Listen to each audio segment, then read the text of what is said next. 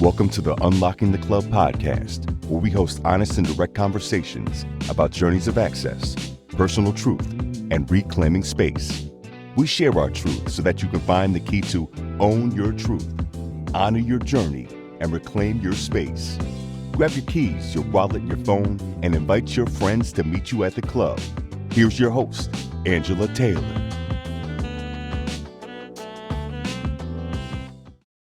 Hello, everyone. I'm Angela Taylor, your host for Unlocking the Club.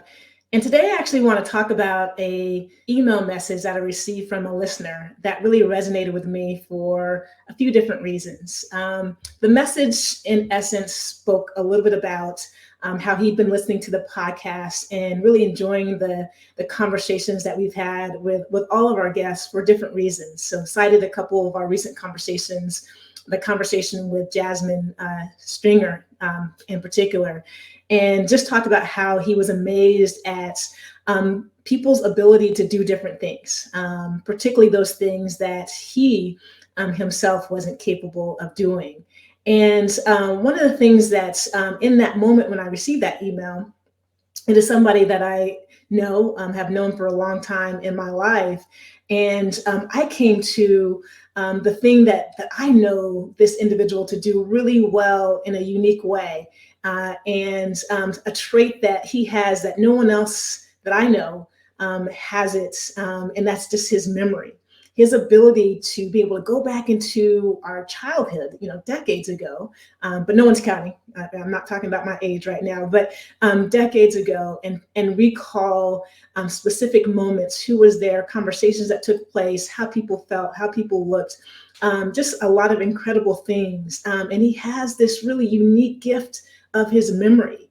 And I think his memory is really powerful because the reason he's able to remember those things is because he's present in those moments. He was present and paying attention to who was there, what was going on, and certainly that ability to recall all of those things. And so his message to me resonated because I think so often many of us look at somebody else and their abilities, and we admire them for those.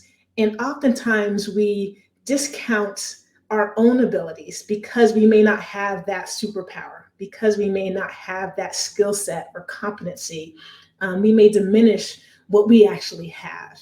And I've seen that over the course of the last few months as we've been having conversations with our guests who are talking about things such as being brave or being courageous. I think sometimes when we look at others who we think are brave, who are doing things that we never could do, people come to me about this podcast and they just, again, are appreciative for me creating a platform where we can have these conversations, but also say, wow, I don't know if I could ever do something like that. It must take a lot of courage. And for some people, what you see them doing, it may not be hard. It actually may be something that they're good at, that they're leaning into, may have some challenges, but may not have that same level of fear that you may have. And we interpret it as them being courageous in that moment, doing something that you could never do. And we don't take that same time to pause and look at all of the things that we have done in our lives and see where we've been courageous, where we've been brave, where we've overcome our own fear. And so I just want to use this as a moment for us all to, again, take the time to reflect on all of your gifts, again, your superpowers, those things that make you special and unique. They may be different than others, people that you admire and respect, people that you look up to, people that you think that are successful or doing things that you want to be able to do. But don't let that admiration and appreciation obscure what you are doing and what you bring to the table and the gift that you have. And I think it's really important for us all to take the time and the moments to actually evaluate what those gifts may be. I may not be a WNBA superstar, right? That was not my gift as an elite of all elite athletes. But I may have other gifts that have a really important place in this society and hopefully are having the impact that I'm hoping to have with them. And so just my thought for today is to unlock that, is we all have our own gifts. We all have our own superpowers. take the time to note, name, and notice your own gifts, to appreciate them, to celebrate them, and certainly to amplify those as you move forward. And I certainly look forward to amplifying the gifts that today's guest, Lea B. Olsen, has on our next episode of Unlocking the Club.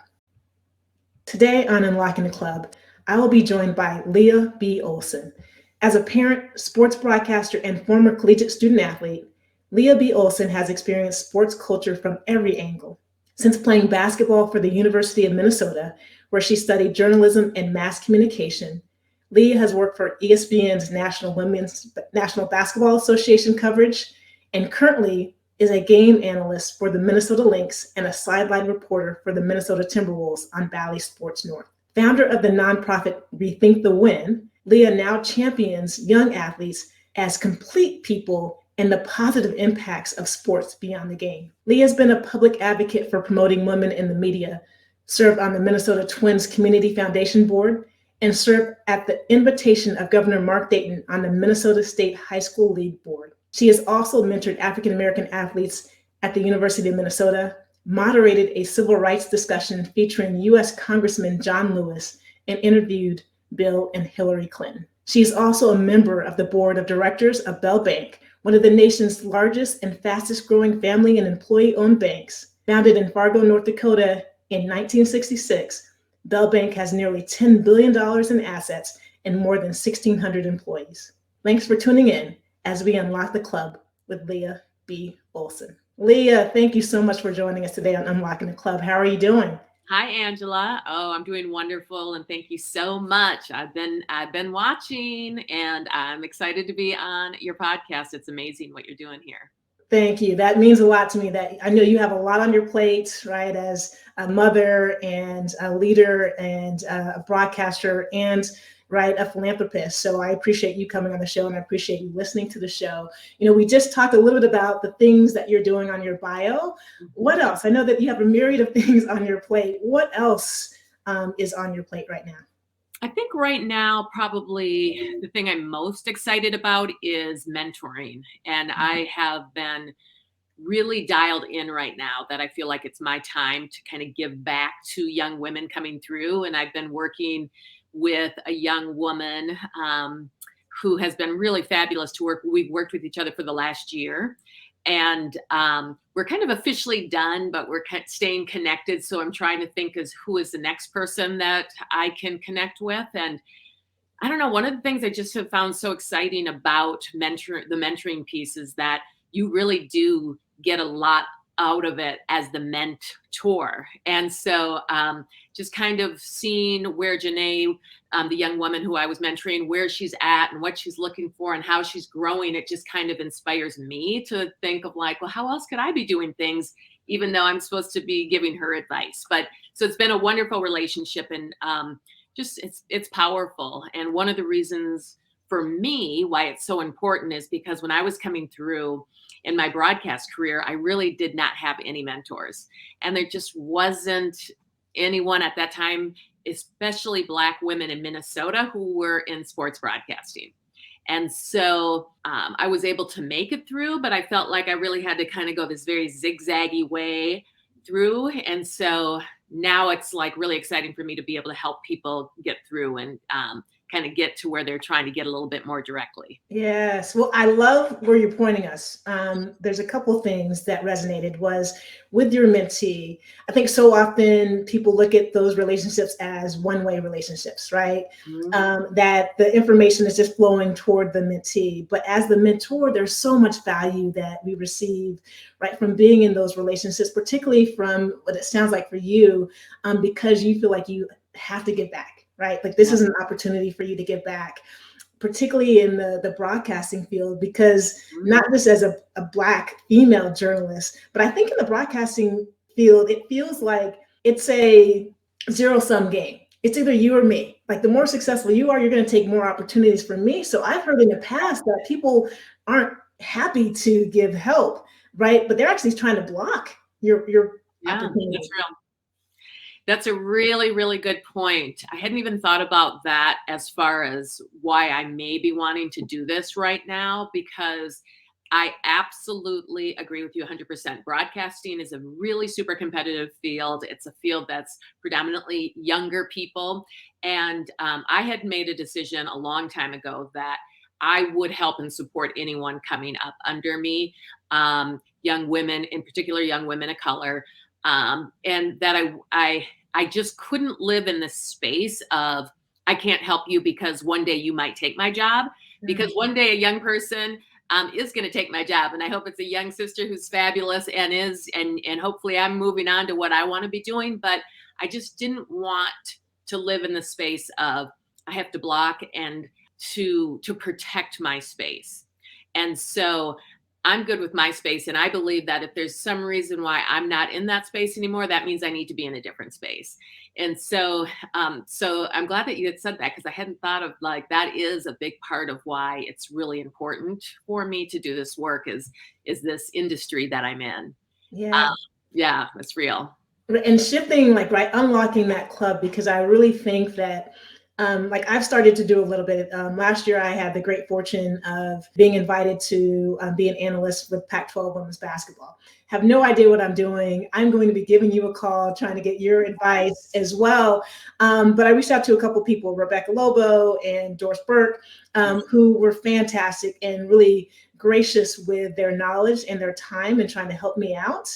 And so two factors, like one, knowing that there were very few people that looked like me, like, right, to be able to reach out to.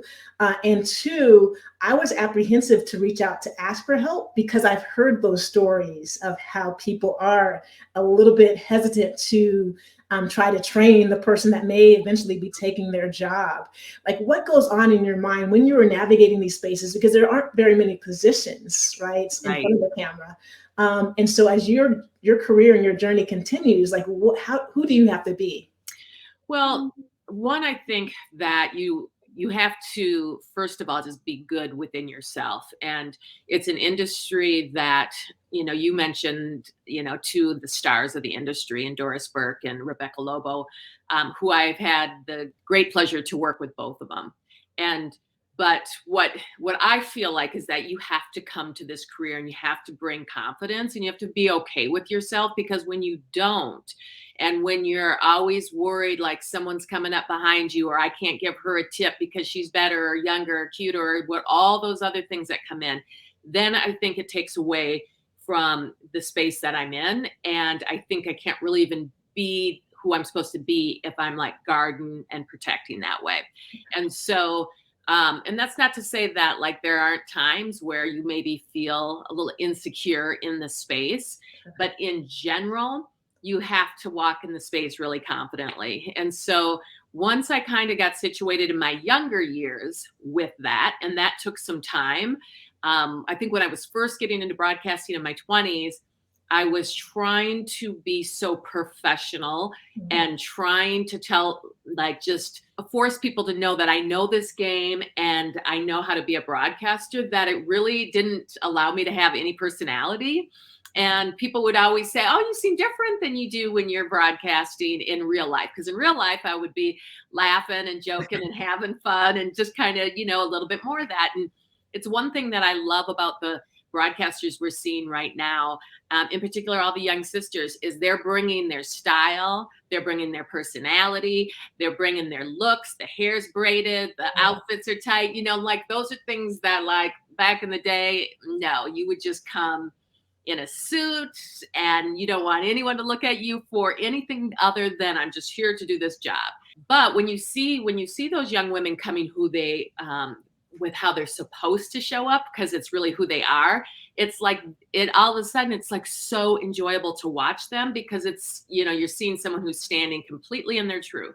And so that's a really, really fabulous thing. That took me some years to get to, as I was trying to feel comfortable in broadcasting as a young woman. Yeah, well, and I wonder if it's generational, because I've noticed that same thing. It is so powerful to see them showing up fully in their authentic personality. And I agree with you, knowing some of them, like outside of broadcast, sure, it's authentic. It's who they are on a regular basis. And And I know in my corporate career, there were times that I didn't feel like I can show up fully. Like, right, I was suppressing who I was to fit whatever the mold I thought they were expecting me to fit would be. And we actually had a guest on our show, Beverly Oden, a couple months ago, who was a journalist with Sports Illustrated for several years. And she talked about, she was an Olympic volleyball player, right? Knew more than most of her peers at the table, but was hesitant to show up, right? Because they had more journalism experience. Mhm. And so she wasn't sure she could lean into knowing what her expertise was at that stage until she could prove herself. And I think having to prove ourselves can be debilitating, right? Because you don't show up as yourself, you compartmentalize who you are. Yeah, and that's real. I mean, it took me a while to shake that. And I just thought, I had to, just be very corporate America. And it wasn't like I was acting like that. That was all I had seen. So I didn't really even know that there was, you could be a different way on air. And so that's why representation matters so much, right? So now all these young women who are coming through in high school and younger are going to be watching ESPN, and they're going to see, Malika Andrews and her sister and all of the other fabulous women who are out there now. And they're going to be like, oh, okay, I look like that. I can do that. I sound like that. I dress like that. And yet I can still be professional at the highest level.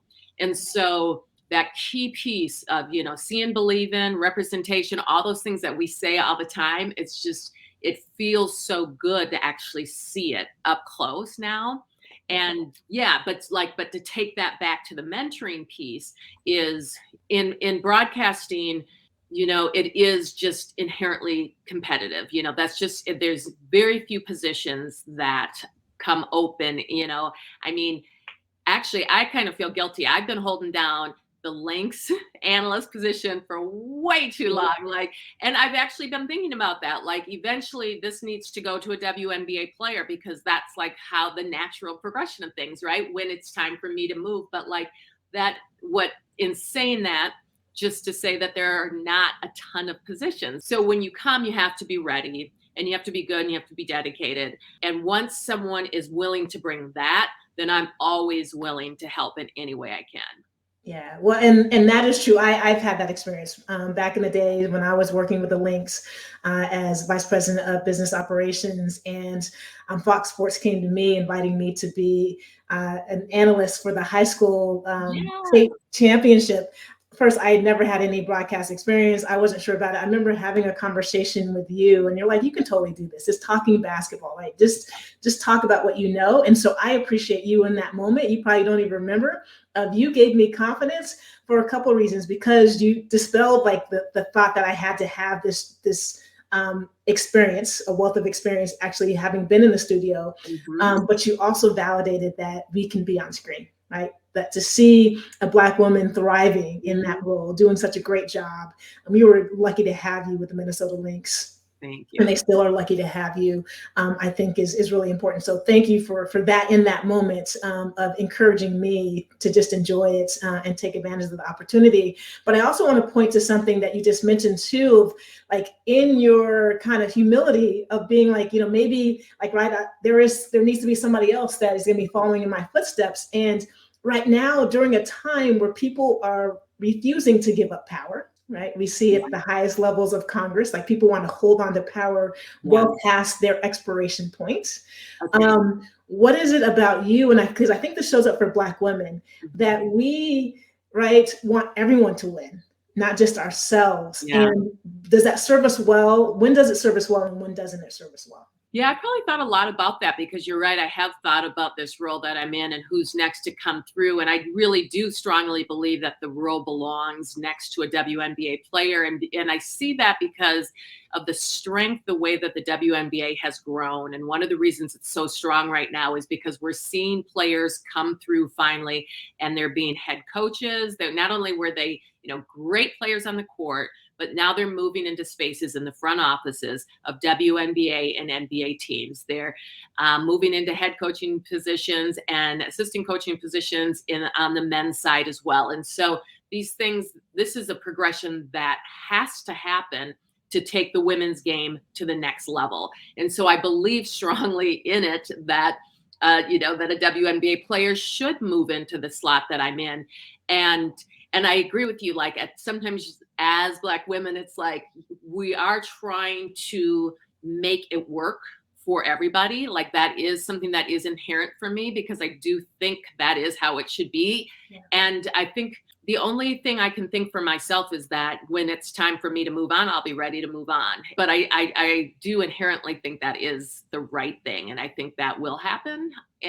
But yeah, you're right. I don't know why we do that all the time and not necessarily other people in different fields, as you mentioned. Yeah.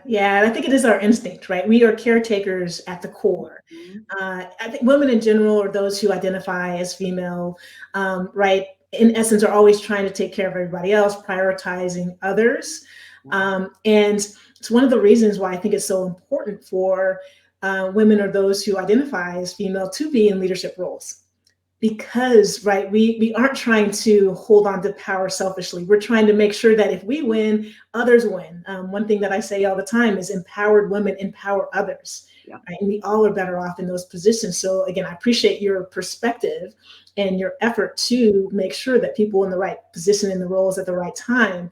And I wonder how much of you, having had to navigate a predominantly male-driven space and other spaces that you were navigating, how much that influences who you are and how you show up. Yeah, I think one of the things that I've noticed is that in so many times in my career, I have been the only woman, the only Black woman, the only 6'1" woman. And so what happens with that when it doesn't change? Now it's changed quite a bit in the field in sports. And so I'm really excited about that. But for a while there, it was consistently not changing on my early end of my career. And what happens is you start thinking that's the norm, is that like, well, there's one of us here and that's okay. And that, and then what happens with that is then it's that same competitive thing that you were talking about before. Oh, they're going to hire another woman of color. Oh, wait, now there's two of us. That type of thinking and logic makes zero sense. It should be, oh, good, we're opening the doors. More people are coming in, more women. We're going to have more understanding, bigger views, more conversations around things, right? But it can happen in the opposite way. And that's a lot what I saw when I first was coming in, that if you like had one woman in place and one woman of color, then everyone kind of stopped there. And I think that created a kind of weird thing for women supporting women, because you didn't really want to reach out to somebody else. And so again, like getting more people in. And so now that you see more people, more women in these spaces, it's like, great, open the floodgates. There's more. Now we get that it can be any position. And I was just having a conversation I thought was so interesting with someone, because we were talking about how like the spaces where you still don't see women that much. And I was saying that I had to check myself, because I was on a flight, and I was on this tiny little corporate plane. And when I got to the airport, the pilot came out, and it was this tiny little blonde woman. She looked like she was 20 years old. And I was like, who are you? And she was like, the pilot. And I was like, oh, this plane?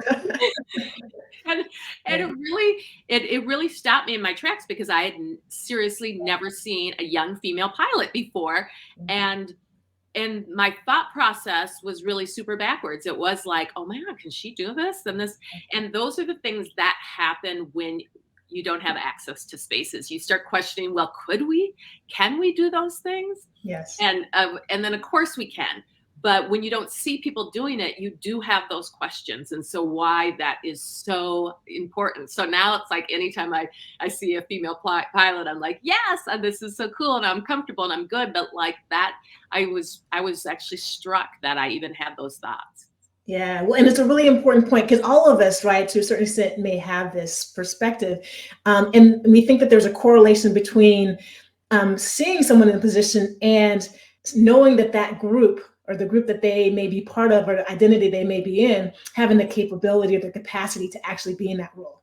And there's a disconnect there, right? And so people prior to President Obama right? People may have thought, right, that Black people weren't capable Right. of being political leaders. Right.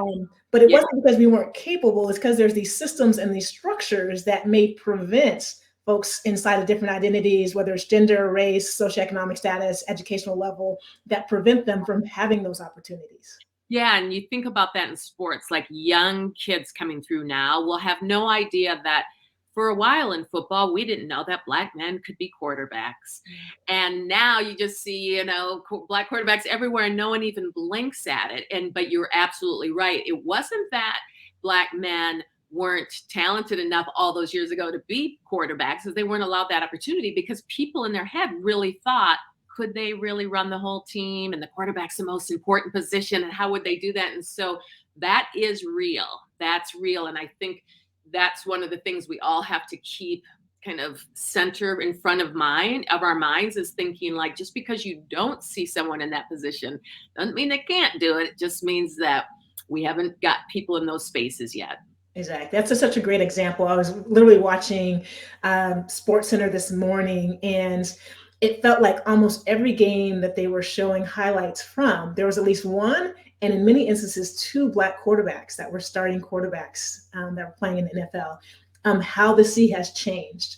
And I think that there's going to be it'll be interesting to see the dynamic. Do we want that to continue? Like where 50, 60, 70, 80% of the league has a Black quarterback, or will there be some systems and structures put in place to change that? Down. Right? Well, and you mentioned something earlier, Lea, about having been the only one on a frequent occasion. And I think we say this quite a bit. I know I say it all the time. Many of us reference it in mixed company, but I don't know if we talk about what that actually means and how that feels. Can you dig in a little bit, maybe open up the curtains on like what it feels like to be the only one? Yeah, I certainly can, because I know exactly what it feels like, and I'm trying to think what is the best way to articulate that. I think one of the things that I notice, and people ask me this, well, white people ask this often when in Minnesota, because there's just not a lot of Black people. Like whenever I walk into a room, the first thing that I do, I do it without thinking, is to see if there's any Black people in the room. Yes. Or like if I go to someone's wedding, I'm always like really quick, just like, do they know any Black people? And it's just, and this is what happens when you are always just one of a few. Now, if I lived in a state that was majority Black, I wouldn't be doing that, right? So it's one of those things where you're just very aware all the time of either your race or your sex or whatever it is that has you being the only one. And I think for me, it's the one thing for me, it's worked because I was in sports, and because I was kind of the jock girl growing up and all of that. I feel inherently comfortable sitting around guys talking about sports all the time. Yeah. And so in those spaces, I rarely felt really super uncomfortable, even in locker rooms, in the gyms, in the front offices. Where I would notice that it started to feel different was when more like in your job in corporate America, and you're starting to see promotions and people moving, and then you're starting to recognize, oh, wait a minute, now, am I going to be looked at differently? Am I, how do I get in line for that promotion? Not really knowing how that works. And so that was a sense for me that like, okay, I need to be aware that even though I feel pretty comfortable sitting here, that the rules might be different. So yeah, I mean, to be honest with you, I've been really, really fortunate, because even though I have been that only, I've also been supported by really good people who wanted to see me succeed. So I've had a balance of that. But I think the thing that just for me is just kind of, you're always aware. You're always kind of wondering if anyone's thinking, oh, she's the only woman in the room, or just, how comfortable did they feel with just being, me being the only woman in the room. So I say that piece of, just being really aware of it all the time. Yeah. I think about, as you were talking, Serena and Venus Williams, right? As an example, is people can see the outcome of their journey and the best of the best, right? We forget about Margaret Court and her 24, and right. I mean, think Serena at 23 championships. I cannot imagine what that journey was. And we're using a lot of sports analogies, but I think this is very similar to what happens in the corporate space too, is we may conflate their success with the fact that you assume, okay, if they were successful, if they're thriving, then it must not have been that hard. This sense of being the only one must not be that big a deal. But I know personally, it is a big deal. And just because we can survive, right, those situations and have great success does not diminish how debilitating it can be to be in those spaces where you are the only one. And you actually were a panelist for the launch of the Dignitas Agency's Accelerating Impact for Black People program in 2015. And that program was born out of us observing a white leader being the only person in a space full with Black and African-American students, and where they were debilitated. In less than 24 hours, they actually had a physical breakdown because they were the only one in the room. And so as a result of that, we sat back and said, we often are the only ones that are walking in that room looking for someone else who looks like us all the time, and they're not seeing it. How does that feel? Like every single day, it's not that it isn't there. We just have found a way to ignore it or overcome it, but it doesn't diminish the debilitating factors that show up. And so would love to hear more from your perspective on like the real of what may be going on for you in those moments while you still are expecting yourself to thrive. Well, I think one of the things that I think I would always wish for is that as the guys go all off and to go golf together and everyone feels so good and comfortable, is just like wondering what that would feel like for me to have that, girl gang to head off with and do those things with and sit and have those conversations. And I think for the men that I don't even think they've even thought how lucky and great that is to have this built-in support system where we all think the same and do the same things and laugh and have our inside jokes and have this really strong comfort level with one another. And that in itself is just such an advantage of being in spaces where you just have this real comfort level. So I think for me, it's, you're absolutely right. I probably don't even know the impact because I've done it for so long. And really, I mean, it's been the majority of my career, and it probably will be the end of my career too, because really it's demographically where I live. In the spaces that I'm in. And so I've just been so used to that. But I do feel, I think there's part of me that what I do well in that space is that I can work my way over and figure out a way to be comfortable with you.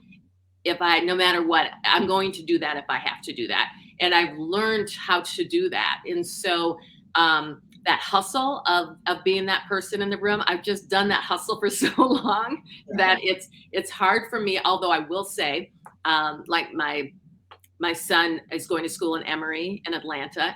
And when I go to visit him and like I walk into these spaces and I'm like there is just these, just kind of a sigh of relief when you walk into a place and it's all Black people. And it's just, it's just different for me to have that because that has not been my life here, which is no, it's true. And we normalize it, right? Like you figure out a way similar to when you were getting ready to get in shape for a basketball season, right? Those first couple workouts are painful, right?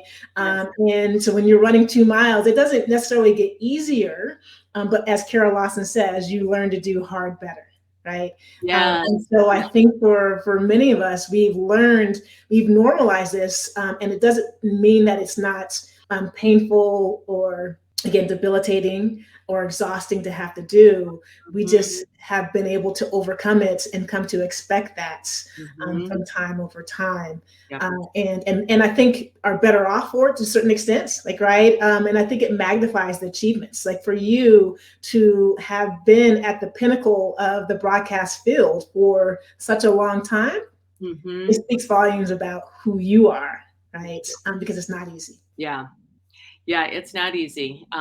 So much of it is, you have to build relationships in this industry. We have to build relationships in every industry. One of the things that I learned from Cheryl Reeve, the Minnesota Lynx head coach, is when she was talking about coaching, she said that coaching is 95% relationship building and 5% strategy.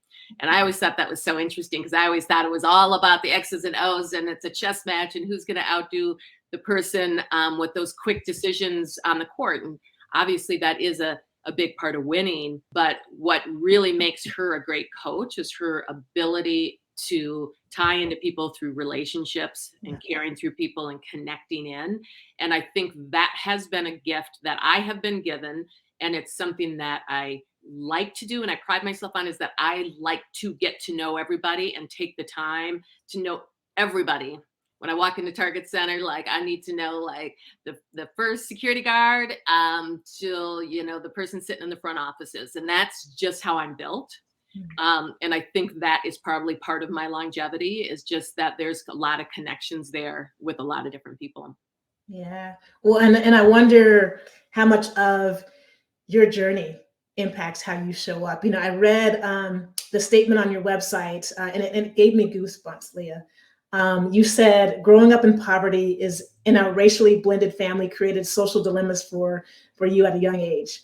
You learned that when your family doesn't fit the mold, you have to get comfortable breaking the mold. And it was one of your first wins in life. Yeah. Now, there's so much nuance and vulnerability and power in that statement. I had to read it multiple times because it just resonated with me for a variety of reasons. Yeah. But what were the circumstances that were pivotal, in you unlocking that first win of getting comfortable breaking the mold? Well, I think it was having strong women in my life since I was young. So my mother is a fabulous woman. She's 82 years old right now and still lives in our house that we grew up in Powderhorn Park in South Minneapolis. And she is Irish, 99% Irish woman who has 6 kids, and 2 of them are Black and 4 of them are white. And her view of the world was always to protect these kids, and to knowing that life was probably going to be more difficult for them being in this family that was blended by divorce and blended by race. She really kind of built and created a culture in our family. And part of that culture was how we would address each other. Like, she didn't allow us to use terms like half brother or stepsister. And I would always, when I was younger, I would always say, Mom, like when I'm introducing my sister who's white and 5'2", it's like, it would be easier if I could say half sister so people understood. And she was like, no, because family, we don't have to qualify or explain family to anybody. Family is family. And she was very strong on that. And then she was very strong on us kind of being united as a group, kind of us kids against the world. And again, I think she was just knowing that we were probably going to need that support from each other. And real quickly, one of my first family memories of really not or understanding that the world was going to see us differently is when my family tried to go to a movie when I was about 11 or 12 years old, and it was my parents and all 6 kids. And we went to the movie theater, and the manager at the theater would not sell us tickets to the movie because it was a rated R movie where you had to have parents, and my parents were there, and he didn't believe that we were a family. And he said to my mom, you can't just bring any kids in here. And they didn't sell us movie tickets. And that was the first time, like, I was really aware that even though I knew we had a good family, that society wasn't going to see it that way. And my mom afterwards, like, I was just like in tears and crying. And she was like, Lea, as soon as you can figure out and understand that it doesn't matter what the rest of the world thinks and get good with yourself, then you're going to be fine. But if you're going to be worried every time someone questions this family, she was just very hardcore about it. She was like, it's going to be a struggle for you. And so it was really at that moment, like 12-year-old Lea was like starting to process, like, okay, I got to walk through the world a different way. And I have to, be accepting of these things, but be good with who I am and like kind of own my story. And so I started doing that work probably a lot younger than most people really started doing that work. And so in my 20s and 30s and stuff, I was really feeling pretty good and all of that kind of stuff because I understood it. Like, I'm good. I have a good family. I'm doing the right things. If you don't like it on the outside, that's on you. So that was a really big part. But it was, even to this day, I'm in a biracial relationship. Our kids are biracial. All of those things. I see the looks and I see, how people respond. In the end, I guess it doesn't bother me because you're like, I just don't care what other people think. Mm-hmm. And so, but I will say that that's not an easy place to get to. And it takes many years of support from people and, working on yourself and being in a space that you belong in. I feel really fortunate because I work and live in areas that I really, really want to be in. And I know that is not everyone's reality. And so I think those places also allow me to kind of be able to walk, freely through the world. Yeah. Well, can we unlock that a little bit? Because to get from where you were to where you are now, Yeah. right, couldn't have been easy, right? It probably was similar to a roller coaster. Some days were much better than others. What did that feel like? What did that journey feel like? And what was the catalyst for you getting to the strength that you were demonstrating today? I would say, first and foremost, knowing that I was 100% loved and supported as a young person. And that was because I was the youngest of this motley crew, these 6 kids. So I was very doted on as a young person. And really, I didn't have, I did everything that my siblings did. And sports was my first thing in my life that I did that no one else in the family was doing. Before sports, I had no thought that was different, than no original thought. I mean, really, I was just following my siblings because I was little sis and they were doing stuff. And so I would do it. And so the sports world for me kind of allowed me to grow as a person, because not only did it give me confidence in walking in the 6'1" body, but it was like, I loved the competition and I loved feeling just that I could connect with my teammates, but we could compete against each other. And I just had never felt that before. So sports just kind of unlocked this whole piece for me that I didn't know was there. And then it obviously brought me to my broadcast career. And so one of the reasons, again, with the mentoring and stuff, I feel so grateful that I found that at a young age. But I was able to do all of that first and foremost, I think, because I was just genuinely loved. And so I didn't have to do that work as a young person. I didn't have to think about, am I worthy or do I belong, and all those things, because that was really there.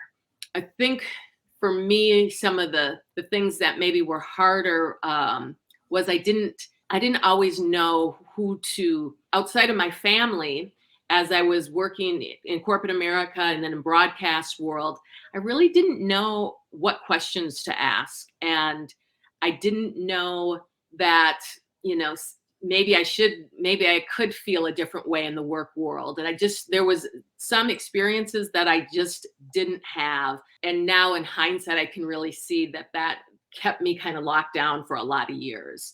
And I think, again, it's like when you don't have access to people and you don't have women of color who are, can help you, or women in general, there was sometimes where I just probably needed more of that surroundings. And then as I got older, I did find those people, the mentors, the people I could talk to, the people who understood. But for many years when I was younger, I kind of felt like it was just me. And I appreciate your family and your mother being able to give you that sense of value of being loved, right? That's a strong foundation for which to then do the things that you've been able to accomplish. And I also wonder, Lea, had a conversation with someone here in Idaho several years ago, is a white woman who had some teenagers who were mixed. And she had a car that was, I think the lights were out or something like that, and they hadn't had it replaced yet, and needed to get something from the store really quickly to finish dinner. And so she asked her teenage son, who was Black, to go to the store real quick. It was after dark, go to the store, grab something so that she can finish dinner. And he was like, "Mom, I can't do it." And she was like, yeah, you can. Like, here's the keys. You know how to drive. Like, right. Like, I need you to do this. And he's like, Mom, I can't.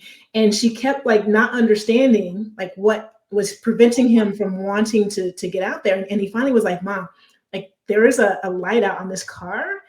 And I'm afraid I'm going to get pulled over by the cops. And you know what happens when that shows up. So I wonder, like, right, like you were loved. And how did you share with your mom of understanding what journey you were on as a Black woman?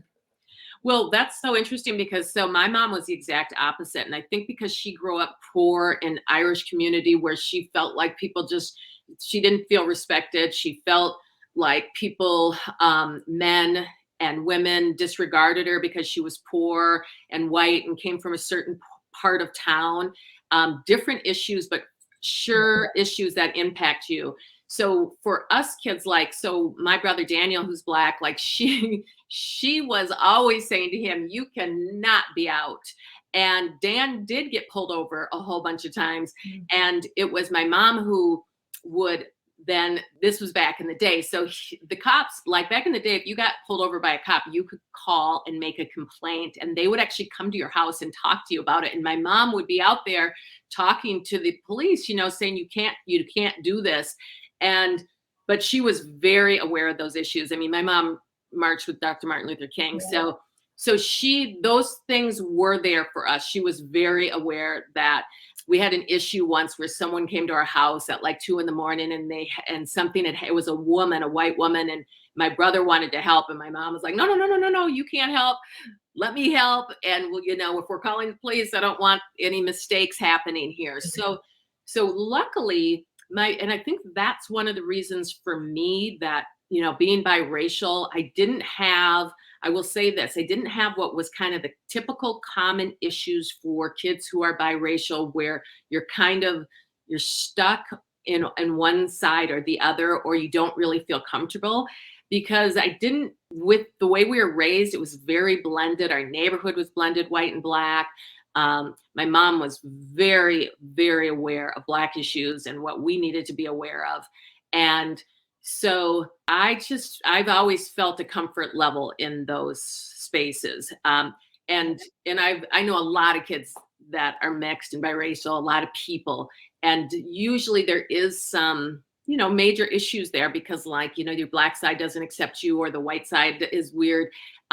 Of all the stuff that I may have in life, that has not. You're thankful for that, right?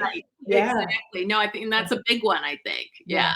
Yeah. Well, and it's wonderful that you can acknowledge and recognize that, and kudos to your mom and the surroundings of what you grew up in, because I think so often, right, having lived experiences that, right, it may be inside of different identities, but where some of the obstacles that may get in the way are similar, helps you to make those connections. And I think that's really important. And I think, to be honest with you, like as a Black woman, I grew up in Mountain Home, Idaho, right? And so the things that I struggled with was I spoke like I was white, right? According to family and folks, right, from different places. So I didn't sound like I was Black, right? And I'm very Black, right? So not being able to feel like I fit into any situation, which was well into, my 20s, had an impact on just me being confident in who I was and feeling like I could be authentic because I didn't know where I fit. I was very comfortable in white spaces because that's what I grew up with. And many of my friends, the majority of my friends were white, right? Right. Well, I always think when I think about you, of course, I always think immediately of Stanford. And to me, just because it's such a powerful image of what Stanford means to this country. And so it immediately has me thinking so many things about you that I've never even asked you. But I can't even imagine what that was like to go to school with those kids. But you just have always come across as you are always the smartest woman in the room, smartest person in the room. But because that's such a different experience than the majority of people of color have had, Yeah. it almost immediately has everyone thinking like, oh my God, what is she like? Because, and just like, so those labels sometimes too can kind of set you into a different space. Exactly. Exactly. Like what your lived experiences can be very, very different and comfortable in some spaces. But what I even recognized in going to Stanford was like, right, like I went from being kind of in this little fishbowl of mountain home into a completely different stratosphere. And where did I fit? Where did I belong? Like, who was I drawn to? Like, I got curious about people that looked like me because I didn't have the benefit of being around them on a regular basis unless they were family members, right, from my family in Texas. And so that wasn't the daily interaction that I had. And so how did I fit in and where did I connect there? And then, right, certainly for the white students, it's a predominantly white school. And so I was able to be comfortable with people that were similar to those folks that I'd grown up with, but it was a completely different space because I knew that she deserved to be here. With what was showing up in the back of my mind as well. And all of those things can prevent us from just showing up fully. Absolutely. Yeah, I think one of the things I've been thinking about a lot lately is just that so many times, and I wondered this because I've had people say this to me when I've applied for jobs and have gotten them. I've had people say, oh yeah, that's right, they needed the diversity hire. Or, oh yeah, I figured they probably need a Black woman. And I think what you don't realize is how that gets so stuck into like dark spaces and like in your foundation that you just realize, like I was just thinking about this the other day when someone said the diversity hire. And I was like, okay, let's not call him the diversity hire. Let's just say he got the job. Yeah. And that like is some deep stuff that can stay with you and it's starting to wonder like, did I ever like just get a job because I was like the best candidate for the job? And to be honest with you, I believe the answer is yes, but let's just say no. Let's just say I was actually hired every time for a diversity issue. I was like, well, then I stayed in the job for 20 some years. So I'm guessing that I must have done a good job. Yeah. But the thought that you even have to have that thought process is part of the things that can kind of chip away at feeling that kind of confidence that you need to kind of navigate. Like if you do want the promotion or you want to move to that next level, sometimes that's hard if you're thinking, well, can I do that? Do I belong? You know what I mean? So those little things can chip away at you. Yes, no, I think it's such an important point. Like Stacy, my business partner with the Dignitas agency, and I were in conversation a couple of years ago with someone who was in Hollywood, and they were talking about the lack of representation, not just in front of the camera, but in a bunch of positions, right? Okay. And a colleague of ours was telling us stories of like they had these efforts by some of these organizations to try to bring in more diverse talent. But the messaging matters, right? Words really matter. And so what they ended up doing is having some sort of internship or externships, and they would have everyone at the table and point out, that's our diversity intern, right? And so two things happened. First, that individual, they were diminished, right? And drawn attention to that. Did you deserve a seat at this table? Did you earn a seat at the table? And secondly, the people that are now looking are discounting who that is because they're like, is this person even qualified? And to your point, what is both are true is, right, like in order to remediate what is happening where there are less than a decent percentage of Black people, women in certain roles, like we're going to have to hire, right? Yes. People in those identities. But it doesn't mean that they're not capable or qualified. They just haven't had the opportunity. And in some cases, maybe they don't have the same experience because the system has prevented them from having experience. But I can guarantee you, like for yourself, for you to be able to be at the table, you had to work twice as hard to get there because they weren't going to make a hire and keep somebody on board for 20 plus years who was not capable of holding their own weight. But it's a brain thing, like, right? It makes you question your capabilities. Yes. And I've had that conversation with my kids that I don't want them, thinking that as they navigate through their college years and in grad school and all those things that like be aware that those things can kind of seep into your confidence. And we talk about confidence a lot in this house because we're all sports fanatics. And I love kind of watching that dynamic of like when an athlete sometimes can just beat you by their confidence, like just walking out on the court. I think Serena does this a lot. Where just like when her presence and the way she walks on the court has the other player like thinking, I'm going to get beat, like, it's like, it's such a cool, but it has to be real. And like, I don't know, that's just something I think is super interesting. But so for my own kids, I want them to have confidence when they walk into these workspaces. And the only thing I can really say to them is that, it's probably the same old stuff my mom said. And we keep saying, be good, be prepared, and then just come in. And now I feel like, I think back in the day, we had to say more like you had to be better and you had to, always be on your A game. And I don't say that so much anymore. I feel like it's now like you do need to be prepared and you have to work hard, but then you have to bring your true self to it. Yes. And I think that's changed a little bit. Yeah. It has. Bringing your true self. And one of the things that, Tara Vanderveer used to say all the time is mental is to physical as 4:1, like, right? And I think so often we think about our actions or activity and not our mindsets.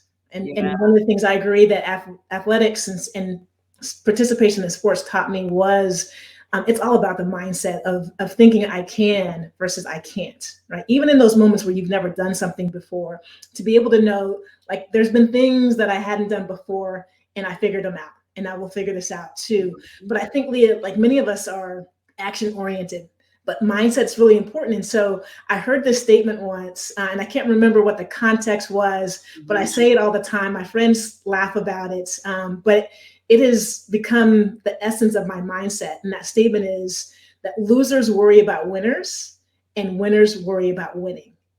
And winning isn't just about the outcome, right? It's the mindset, the mentality, the journey, what you're learning, where your fears are, where you make mistakes and you recover from those mistakes, being able to overcome loss, all of those different things. So curious that when you started Rethink the Win, what is your definition for winning? Is that there's more to winning than just the win, that it's the process, it's the everyday. When you talk to teams that have won championships like the Minnesota Lynx, you understand that the big goal is to win a championship, but the real wins come each and every day in this long road of this process of winning each day. And part of those wins are relationships that have been built during this process of finding small little things that you can be good at as a role player, including everybody in, making people feel seen and heard. Like, there are all these things that have to happen to create championship teams that have nothing to do with the win or the loss at the end of the night. And to me, like, that was really huge for youth sports. I think it's really incredibly important. And that's how the reason I started Rethink the Win was because I had not participated in youth sports as a kid because I just had a very different childhood experience. And I never played. I just played at in school. I didn't go to like camps and all of that. So when I had kids and they started doing all of the volleyball camps and baseball and basketball, and I was sending them, and then they started doing AAU and traveling and all that, I was shocked by the environments that we were asking these kids to play in. And oftentimes they were very hostile and negative. And oftentimes it was so normalized that adults would be yelling at young kids, sometimes parents at their own kids, or adults yelling at 13-year-old volleyball line judges. And it was so normalized, no one was even saying anything. And so what I found that was really dangerous about that is, like, we want kids to participate in sports because there's a million reasons why you can come out better having done that. Not because they're going to be a WNBA champion or the best player in the world. If that happens, more power to you. But we understand that's a very, very small group of people. And so I was wondering why we were acting like all of these kids were going to be these elite athletes. Yeah. And so I think it's a complicated, the reason the world has kind of shifted in that way, I think basically is because we live in a super competitive society, and everyone has decided that sports is one of the ways that you can succeed and get to college. And college is incredibly expensive. Yeah. And unfortunately, it's an incredibly difficult way to try and get a kid through college, is through Division I athletics. But But so for me, but where Rethink the Win isn't just about youth sports, it's in across the board, is when you focus just on winning at all costs, things usually go to the left. And we see that in our workforce, we see that in corporate America, we see that when you have people that, when you have a workforce that doesn't have enough pay, that doesn't have health insurance, those wins have gone away. And then you have these hollow workspaces where people can't even really make a living. And so there's just all these different ways to look at what is winning. So for me, rethinking winning is really across the board in all areas that we need to think about, what's the big picture here for the health of our kids, for the health of our society, and for the health of all of us. Well, we need more of that. And I appreciate you taking on this challenge because you're exactly right. It's pervaded, not just youth sports, but it's society as a whole. And if we can change our mindset to think about things differently, right? I think the experience for each of us as individuals and certainly collectively will change. And it doesn't mean that anybody will be less off. I think we all will flourish in those situations. And I hope Rethink the Win is dialed up for all parents of young athletes, because it's really the parents that are the catalyst for modeling what that actually should embody. It is. And I think, one thing I understand for parents is that in general, I think the majority of parents really just want what's best for their kids. But I think sometimes because we love them so much, we're willing to do just anything for that. And then that's where things start going, okay, that was too much. And I don't think you needed to call the coach out in front of everybody because your kid didn't play last night. Things start going to the left when we start treating people that way. And so usually it's just if you can step back from it and dial things back, but it's difficult. Raising kids right now, it's not an easy time. Yeah. To raise kids with social media and phones and sports, and it's a really competitive world. And one of the things that we're seeing at this generation is there's more anxiety and depression than any other group that's come through. So to me, the most important part really needs to be protecting those young people and protecting their mental health. And so that's one thing I say to parents when you put them in sports is don't assume that this is just going to be a great experience. You need to surround them and create a great experience through adults that are acting appropriately and creating environments that will allow them to have experiences that are positive. Yeah, and thanks for bringing up mental health. I think that when this episode drops, we'll be about a week out from Mental Health Awareness Day or something like that. I can't remember the exact name of it. And it's really important. What I appreciate is that we are having more athletes starting to step up and talk about it and unlock how important it is for us to have these conversations and to normalize it. Because you're right. I think that there's so much pressure being put on kids at a younger age to specialize in one sport, to get a scholarship, to be great at something that they may not even care about. Right. Yeah. And it's putting a lot of pressure. And we've noticed over the last couple of years inside of COVID, which is creating a mental health crisis for people around the globe in general. Yeah. There's been a lot of student athletes at the collegiate level that have taken their lives. Yeah, it's been awful. It's amazing. And those were high achieving athletes at big time schools. And it's very disturbing. It's the pressure that is and what's interesting, so the pressure that's on young kids to succeed right now, and one of the things I think is that we act like there's only one path and there's one way to do it, and there's obviously many paths, but I think we have to be so careful with young people that are, especially with our high achievers, because they can do a lot. They can do, I know my kids did way more in their high school years than I did in my high school years, as far as balancing academics and athletics and all of their, everything that they did on the side to build their resumes, although they did way more. So the fact that they can do that, good. Is it healthy for them to have done that? Does it put them in a better space 10 years down the line? Yeah. We don't know yet. But I think you have to be really careful with it, because sometimes it's just kids doing this, not even realizing like none of this is making me happy. I'm just doing. So yeah, it's I do feel for the young ones. I know everyone's like this next generation and millennials and all that, but I have a lot of empathy for them, because I think they're coming through it in a difficult time. Yeah, I was reading a book by Patrick Lencioni, one of his new books. It's the 6 types of working genius, and a couple of the examples that he uses or talks about in his podcast. It's a great podcast as well, Working Genius.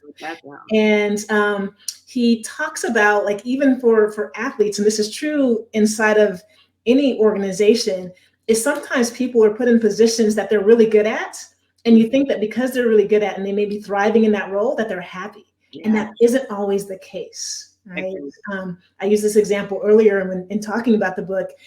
Chefs, people that love to cook and started a restaurant, they get further and further from doing the thing that they love, which is cooking, to run a restaurant. And many of them are miserable, right? The mental health that comes up. Athletes, there's a lot of athletes that don't like playing sports, but they're 6'5" and talented, and people expect them to play sports.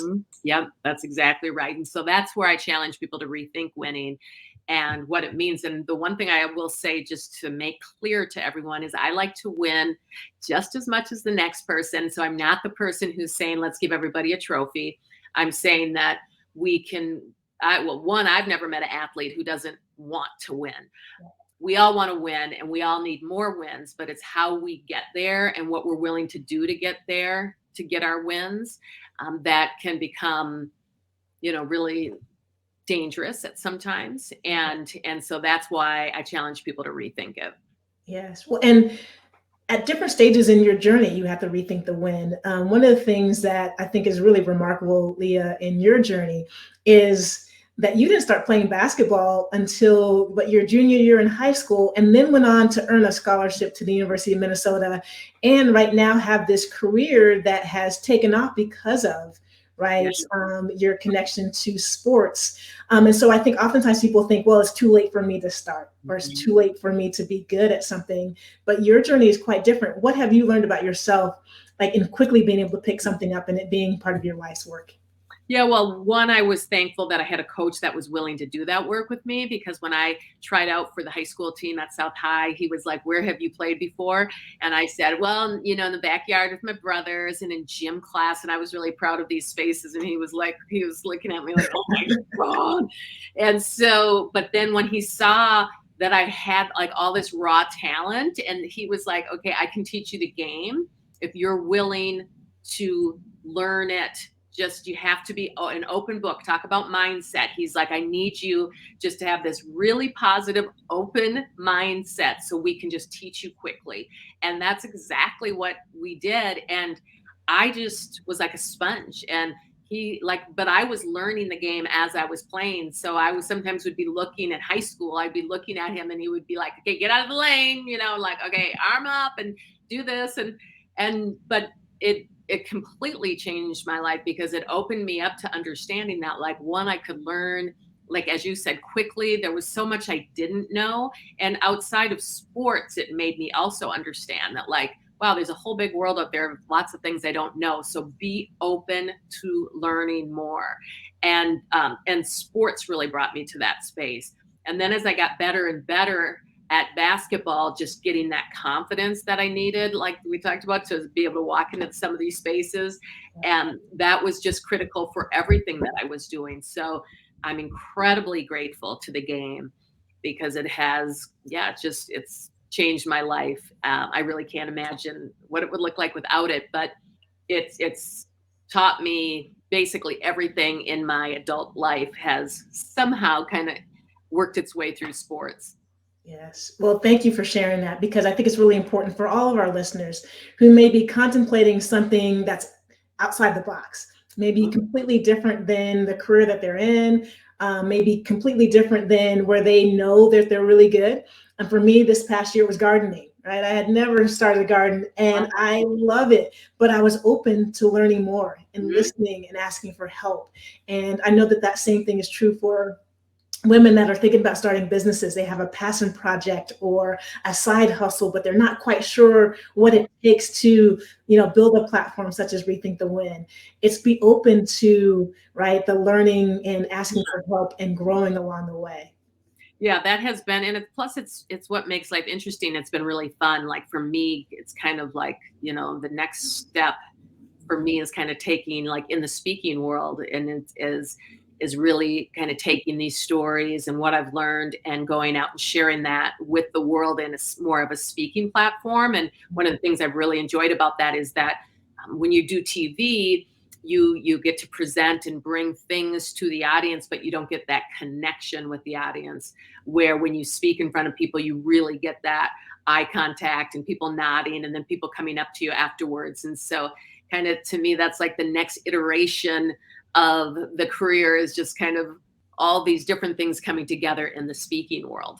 Nice. Yeah. Well, one more thing before we head to the back nine that I also want to unlock a little bit to see where you are leaning in and learning is being on an advisory board for a corporate board. Like, what has that experience been like, and what are you trying to unlock there?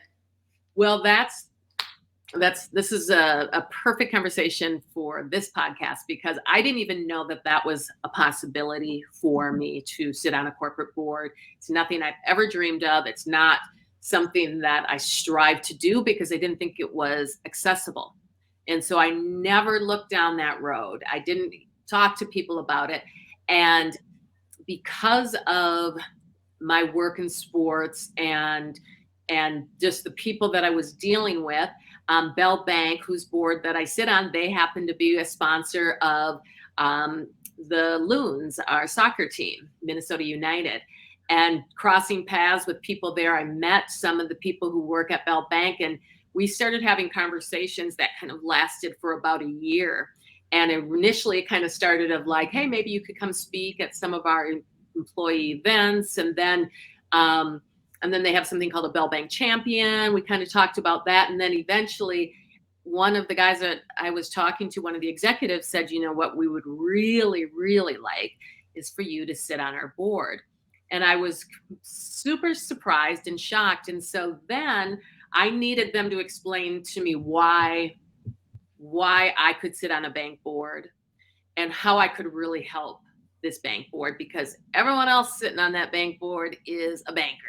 And they explained specifically what they were looking for from me, which was that I have been embedded in this community for my whole life, and they are looking to build out in this community and needed me to kind of help lead them through what spaces we needed to be in, how we can help rebuild Minneapolis, and when I saw that was a space that I could help in, and that's really what they were looking for, it became this really great fit.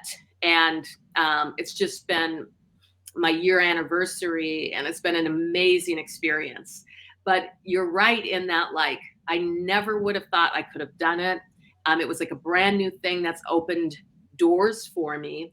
And again, now I'm having that same sense of like, now I have to like try to open the doors for others, because I'm sure if I was feeling that way, there's plenty of other young sisters who were thinking like, what are you talking about serving on a corporate board, Absolutely. And now is the time, right? Now these companies that are truly committed to equity and inclusion are taking a look at their board seats and saying, we need more diversity on our board seats. And so they're going to be looking for Black women, right? They check two boxes at once, like, right, race and gender, right? And so let's take advantage of it. There's a couple things that you mentioned that I want to point out. You said, well, the board is consisting of a bunch of bankers. Exactly, right? Group think, right? They all have that same perspective, so they need a new perspective. Right. Yeah, and that was such a new thought for me, because I'm thinking, well, they want all bankers because it's a bank, and it's like, no, we all have the same thought. We're trying to get a different thought on the board, and this is why we know that companies that have women as top executives or sitting on their boards, or women of color, do better than other corporations, because it's different views of the world. Women spend most of the money, we run most of the houses, we do all these things. So to not have that thought process coming into your board meetings is not a great decision for your company. But it's been something that's just, newly happening in across the country. And there has been a lot of initiatives that are trying to bring in more women. But it's been eye-opening for me and incredibly positive experience that I'm really pleased about. That's great. Well, congratulations to you on that. And you've talked a little bit about this today, but I think a common theme that we have on Unlocking the Club is relationships matter. So your relationships, right, with the Loon, with the work that you're doing locally, with the community, right, the reputation that you've built, the trust that you've built in the Minneapolis-St. Paul community, right, was the bridge, like, right, that gave you this opportunity, and you've earned it, and you're kicking down doors, and knowing you, right, going to be opening doors for others. And I want to point to and see if you had the same feeling. Like recently, I was invited to a board a few years ago and invited to be the chair of a board for a health system here in Idaho. And I was happy to be on the board. Healthcare is not in my background, learning a lot in the process. Okay. And when they invited me to chair the board, I had to pause and I was like, I don't know, give me a couple of years to prepare, to shadow someone. And I have a friends group who we have a council where we can throw ideas or things to say, should I or shouldn't I? And they're like, why wouldn't you? And so then I went to a conversation to the president and the previous board chair and was like, well, I'm hesitant for these different reasons. Mm-hmm. And they're like, Angela, we're bringing you on the board because we have no one else that does this, that brings this or that to the table. You are really good at these things and we need that at a high level. And then I finally was like, of course, right, I should take this position, but I questioned my capability because I didn't see anybody and haven't seen anybody that looks like me on those boards and wasn't sure what value I would bring. Really important for you. You're being invited to the table because you have something to offer. And when you get to the table, it's your responsibility to challenge them and hold them accountable for those things as well. Yep. That's real. And that's absolutely right. But I feel that story, Angela, I bet every woman of color can tell that same exact story, because I have done that probably in every space that I've been in. Like I'll be in one position and then someone will say, well, let's have you do this. And I'll say, well, are you sure? And it's a difference between men and women, and that men will jump in that job and they'll give a resume way before that they're ready for it. But we as women like to be 100% qualified and ready for that position. And that's really not how it works, because so much of what you learn on the job while you're doing it. Yes. You know that you bring the qualifications. But that is so real. And I think it blocks so many of us. And just having conversations with young women, like one of the quotes that I've been using from Brene Brown is, don't walk through the world looking for evidence that you don't belong, because you will always find it. And I think that's what we're sometimes, when we just block ourselves, is we're like, well, no, I'm not. I don't think I belong in that room, and I'm sure they wouldn't want me there, or I'm not quite qualified, but in 5 years from now, I might be ready. And we just got to stop blocking ourselves. Yes, we have to stop blocking ourselves and rethink the win, right? Yes, exactly. And I think, in the last show, I talked a little bit about humility, right? How sometimes I find it difficult to accept gratitude or appreciation because I feel like I want to put on this air of being humble. And I was reminded of, and I think actually it was in the podcast with Patrick Lencioni about C.S. Lewis's quote, true humility is not thinking less of yourself, it's thinking of yourself less. And so it's our responsibility to own our power, right? To own our power, show up confidently and competently in those spaces. And when you are offered an opportunity, right, there's work to be done, but when you're offered an opportunity, ask yourself, why not? Yeah, that's good. That's really good. Yeah, those are lifelong pieces to work on, when people, I feel like, maybe at this part of my career, because I'm on the other end now, it's like people are thinking all these things are in place. And I just feel like you're always learning and you're always taking in these things. And I mean, this was probably 5 years ago, but way into my career, where I was like talking at some event, and I mean, this was like a basic compliment someone had given me. And it was like I was on a stage and someone had given me this compliment. And because I just didn't really feel comfortable like having that compliment just sitting on me, I kind of just downplayed it. And I was like, well, and I kind of did these things to like dismiss the compliment. And so afterwards, this older Black woman came over to me and she kind of just pulled me aside and she said, next time someone gives you a compliment, just accept it. Yeah. And that was really powerful for me because I realized that like I just had to like somehow, take a little bit of it away. And I think those things are lifelong things that we deal with. Yeah.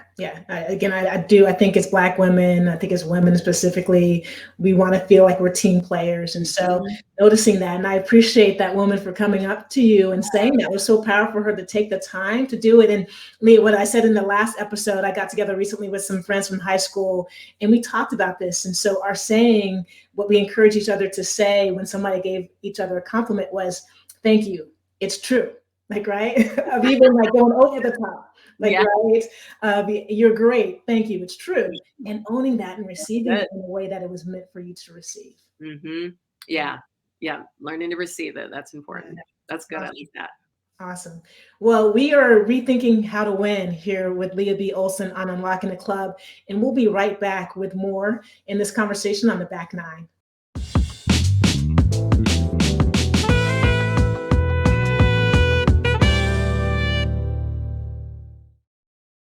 All right, welcome back to Unlocking the Club. I'm your host, Angela Taylor, and we are here with our special guest today, Lea B. Olsen, talking about winning and learning and the life's journey, particularly the one that we both have enjoyed through sports.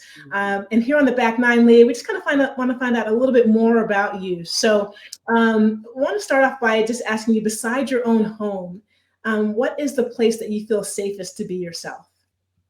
Let's see here. Probably in a basketball arena. Yeah, I love being on a court around the game, watching people. Like there's just something about that watching great athletes, watching the interactions that you have to have on the court, watching how beautiful the game is, like all those places, like that's like a safe, happy space for me. Yeah, I would agree. I watched the recent episode of The Shop with LeBron, and Lisa Leslie was one of the guests. I saw that. Yeah, and I appreciated how you can tell that how they each have evolved, but how they were able to claim how important, right, being in those spaces and being able to play this sport that they love has been to their life. Yeah, that was beautiful. I thought the same thing. Is it's a privilege, and I think we all know.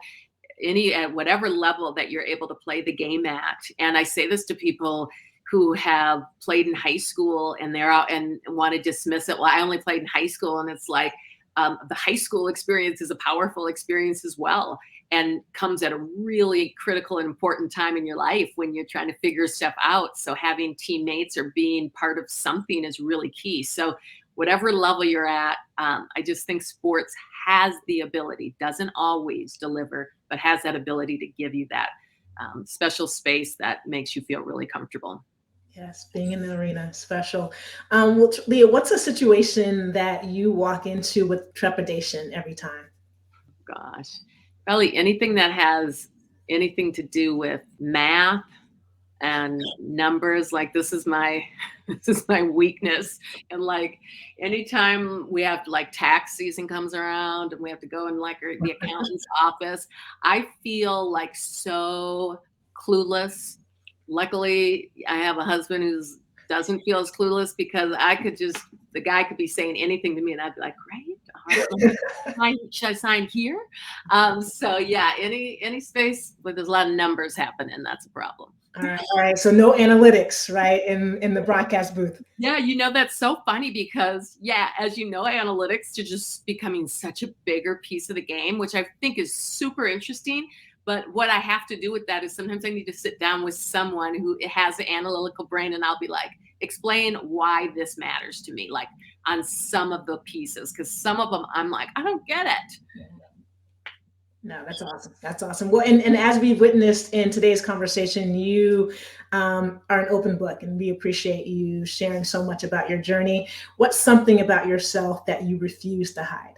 Ooh, I refuse to hide. Probably just who I am as a person, my family, my background. If you don't like it, that's okay. If you love it, that's okay too. But I'm not going to hide it or change it for anybody.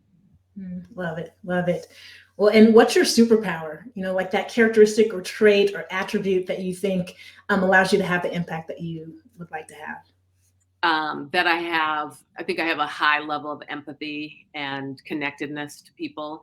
I feel like I can feel people's energy. And so I like to try to lift people's energy in that way. So that's one of the reasons why I think I like being in rooms where I can connect in with people, because there's something that just feels really right with me on that.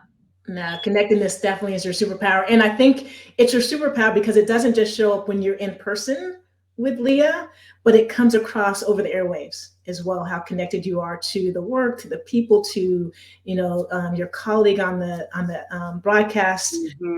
Definitely is your superpower. Thank you. That's awesome. Appreciate that. You're welcome. When you think about the world that we live in and the spaces that you navigate, what's a story that still needs to be told? Let's see here. The world that we live in and the spaces that we navigate. What's a story that still needs to be told? What are some examples of how other people have answered this question? Well, a lot has been like what we want to unlock, and you've shared some today already, is just, about the true journey that people are going through. Yeah.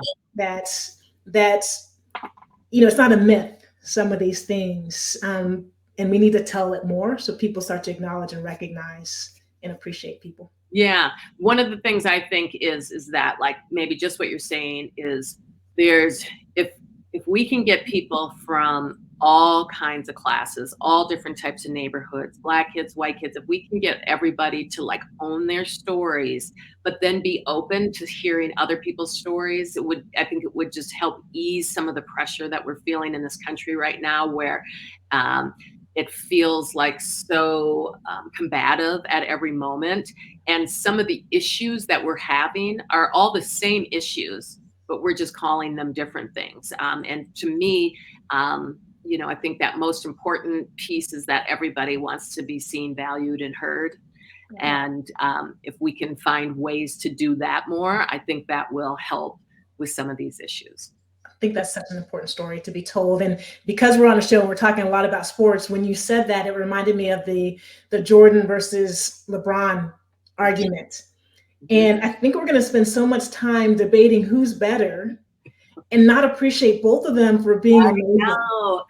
It's funny you bring that up, because one of the things I say in one of my speeches is that, like, the reason I love sports is because I actually love the background stories of sports, of all how people got there and who is LeBron James and his family, and then Michael Jordan and that. But what doesn't really interest me that much is the stats on who's better than who, because I think that argument is never going to end. And I think they're both like amazing. And so I don't even need to do that. I don't need to compare them, but I get there's a big segment of the world that loves doing that every single day. I prefer to know the stories of the people who are the story behind the athlete. Yeah, I agree. I think there's a lot of spaces where it doesn't have to be who's better, best, or bad, right? Like, it's like all of the stories really matter, and appreciate you sharing that perspective as a story that we need to unlock. When you were at your best, however you define best, what is true for you? I'm feeling good. My hair is done. Amen to that. I know what you mean. Some days everything else can be broke, but if my hair is good, we're good. In those moments, sometimes, like when I'm just like with my people and I'm feeling like healthy and good, I just can be like so grateful. Like I can be exactly in the moment, just grateful for that exact moment. That's a happy place for me. Yeah, I think it's so important for you to know what makes you feel good and powerful, right? And making sure that you implement that in your day so that you can show up powerful. That's awesome. Well, you were doing some amazing things, Lea. Any special projects you'd like to share with our listeners, and where can we find you? Well, let's see. Right now, I'm kind of in between. Although Timberwolves season is kicking off, my broadcast schedule doesn't usually start till late January for Wolves. So I have this kind of space in between where I do more speaking. And so right now, I'm just finishing up a leadership series that I'm actually doing with Bell Bank, where I'm going around the country speaking to their women leadership groups in each market. And it's something I'm really excited about building out, because again, it's like having these conversations with women in the workforce and empowering each other has just been really a really amazing thing for me to grow into and learn from. And it's kind of my next thing that I'm really trying to do. So trying to create kind of like a national leadership series for women is kind of the next step. Awesome. How exciting is that? And we can find you on your rethinkthewin.org. Yeah, if you go to leabsolsen.com, it will get you to Rethink the Win, and it'll get you, I think, to most of my social media too, which everything is under like at Lea B Olsen. Don't forget the B, because that's part of my name. So if you kind of do at Lea B Olsen, you should be able to find all the social media spaces. Perfect. And that's Lea, Lea B Olsen. Hit her up on Instagram, Twitter, go to her website, leabolsen.com. Yes. Thank you. Well, yeah. And we will have that in our show notes and on our social media promoting the show, as well as if you're watching this on YouTube, you've seen it scrolling at the bottom of the screen. Reach out to Lea. If your company needs someone to come in to motivate and inspire you and your colleagues, Lea B is the one, right? She will unlock a lot for you. So Lea, thank you so much for joining us today on Unlocking the Club. Yeah, what an amazing conversation. Thank you so much for allowing me to be part of it. Super impressed with everything you're doing, girl. Keep killing it. The feeling is mutual. You're doing some great things as well. And I'll definitely be in touch with you about some tips for not messing up on the broadcast space. I love it. All right, Lea. Well, good luck with everything. Okay, bye-bye. Wow. Another amazing conversation with Lea B Olsen. So grateful for you all for tuning in and listening to another episode of Unlocking the Club. Grateful to Lea B Olsen for joining me on the show today. And one of the things that really resonated with me about this conversation was when Lea talked about being open to learning more. And I think that really is such an important thing.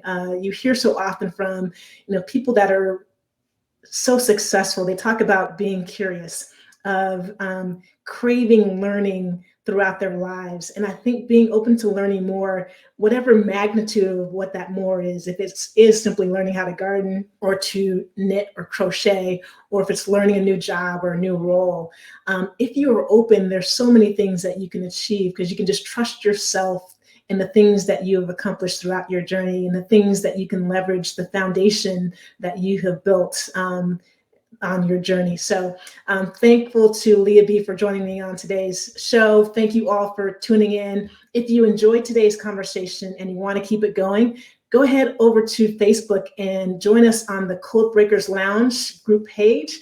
We are going to continue this conversation, talk about unlocking the club and many of the things that Lea shared with us in this conversation. Make sure you're following us on social media at Unlocking the Club, and stay tuned for some special things that we have coming up. That's it for today's episode, but until next time, be well. Thanks for listening to Unlocking the Club. If this conversation resonated with you, subscribe to our podcast on iTunes or your favorite streaming platform so that you can experience every episode.